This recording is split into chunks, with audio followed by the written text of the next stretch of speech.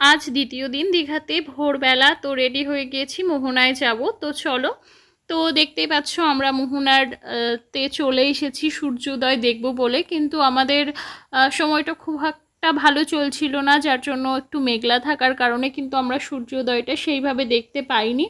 তো যাই হোক, খুব সুন্দর একটা মনোরম পরিবেশে আমরা কিন্তু সেই দিন সকালটা কাটিয়েছি। আর আমি এর আগেও একবার দীঘায় এসেছি, চেষ্টা করি একটা সকাল অন্তত মোহনাতে কাটানোর। কারণ এই যে কি বলবো, এই যে পরিবেশটা, এই যে দৃশ্যটা আমার অন্তত খুবই ভালো লাগে। তোমরা আগেই জানো যে আমার দীঘাও নয়, সমুদ্র খুব প্রিয় একটা জিনিস, খুবই পছন্দের তালিকার একটা জিনিস।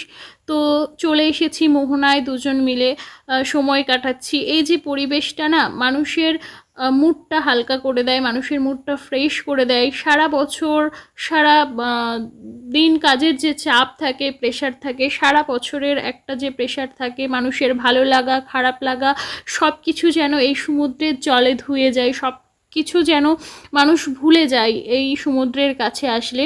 তো দেখতেই পাচ্ছ ঢেউয়ের এতটা দাপট ছিল যে আমরা ভিজে গিয়েছিলাম।